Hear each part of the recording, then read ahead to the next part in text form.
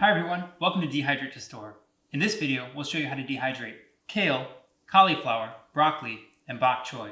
For the botanists watching, the theme of this video is cruciferous vegetables. Now I've already washed these items thoroughly, so we'll start by prepping the cauliflower and broccoli first. You want to start by steaming or boiling your broccoli or cauliflower until just tender enough to be pierced with a knife. Alright, we've boiled or steamed our broccoli and cauliflower until tender, and I placed it in a large bowl of ice water afterward to cool down. Next, we're going to take these and remove the florets from both and spread them evenly on our dehydrator tray. Those will dehydrate for 125 degrees Fahrenheit.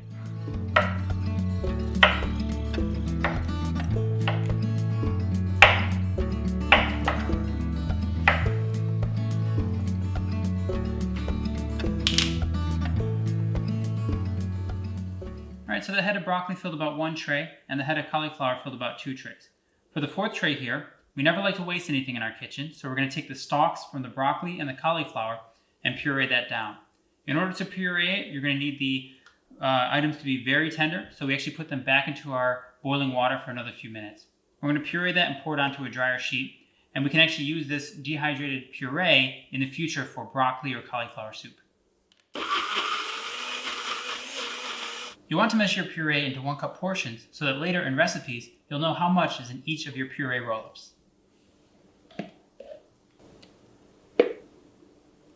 want to just spread this evenly on your tray. Alright, so we're going to dehydrate the broccoli and cauliflower at 125 degrees Fahrenheit. The florets will take about 10 to 12 hours, and the puree will take about 12 hours. For the kale and bok choy, you can prep these items raw, or you can blanch them before dehydrating. I typically like to blanch them. For kale, when you blanch beforehand, the final product will be a little bit flatter, which is nice for a kale chip.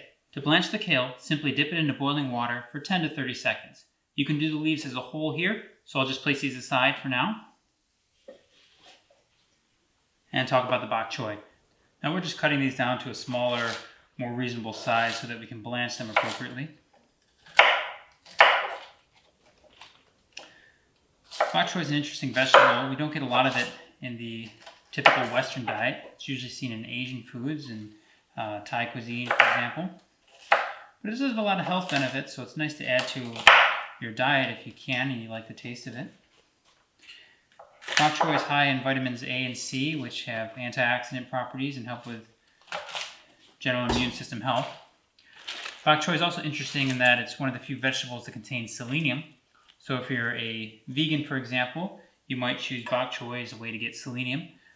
We're just going to give these another rinse and blanch them in boiling water for about 10 to 15 seconds.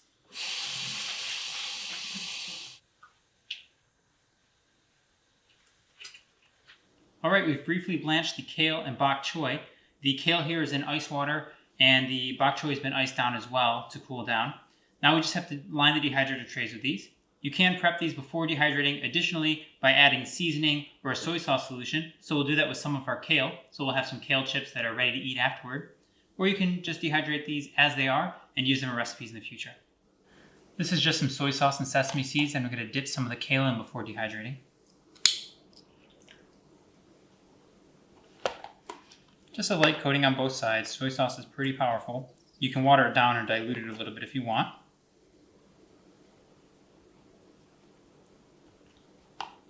And we're going to leave some of our kale unseasoned. We're going to leave all of our bok choy unseasoned. I like to eat that as is or use that in recipes. For the bok choy, you're going to want to cut these into smaller slices, about 1/4 inch slices. For the stalks, you can also do cubes if you like. And then for the leaves, you'll want to cut those into squares of your size choosing. So we're going to line a dehydrator tray with these items here. Both will dehydrate at 125 degrees Fahrenheit for about 6 to 8 hours. Alright, our dehydrated ingredients are ready. Let's take a look. When properly dehydrated, cauliflower should rattle in a mason jar. It will feel dry to the touch and click when dropped on the table. And it can be easily crumbled between your fingers. Your pieces shouldn't stick together. Your cauliflower will be slightly brown in color when dehydrated, but when rehydrated, it'll turn back into a white color, so don't worry about that. Similarly, dehydrated broccoli will rattle in a mason jar, feel dry to the touch, and click when dropped on the table.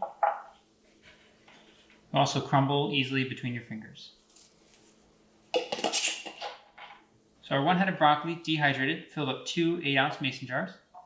And our head of cauliflower filled up 1 16-ounce mason jar. Now you can use the blue tinted mason jars if you want. The benefit of these is they do deter some of the light, and certain vitamins can be degraded in light. You can also just keep your items in a dark location. You always want to remember that dehydrated products are going to be smaller than before they were dehydrated, so you use less in your recipes. Now we've also dehydrated a broccoli and cauliflower puree, so we'll take a look at that now. You can use this puree to make cauliflower or broccoli soup in the future, and we'll show some videos on that on our channel. So you can just peel it off of your dryer sheet. Peels off really nicely actually. It should come right off. You can use parchment paper if you want, but these dehydrated or drying sheets are really great and you can reuse them, so we typically like that. So you can store this in any way you want. You can cut it into sections or roll it up. This will hydrate really nicely when you're ready. You can store this in mason jars with an oxygen pack or vacuum seal it in vacuum bags.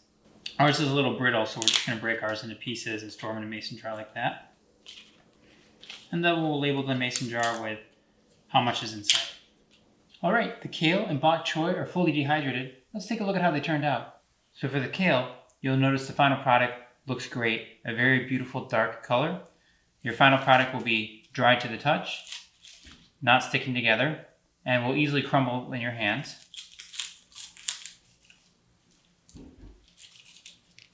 Over here, we have the kale that we've seasoned beforehand with soy sauce and sesame seeds. This is just slightly darker in color, but still the final product is the same. Very dry to the touch, easily crumbles in your hands. Kale chips are a healthy alternative to other snacks like potato chips. Store-bought kale chips can be expensive, but when you make them at home, you save money and you have the added benefit of adding your own creative flair to it. Delicious. Here we have the bok choy. The leaves for the bok choy may dehydrate in slightly different shades, light green and dark green, depending on your leaves, but that's okay, don't worry about that. The final product should still be the same, so if you pick up your leaf, it should be dry to the touch, no soft spots, not sticking together, and it will crumble between your hands, just like the kale. You can easily tear and rip this into pieces. If you ever notice that your products aren't fully dry, simply put them back in the dehydrator for a few more hours and check in on them periodically. Over here, you'll notice the dehydrated bok choy stalks. You remember in our kitchen, we don't like to waste anything, so we dehydrated the stalks as well. When dry, these will be dry to the touch.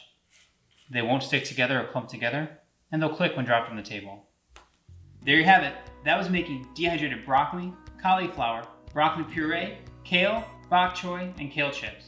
For more excellent information and great recipes, please check out our cookbooks, which are available at Amazon.com and other trusted retailers.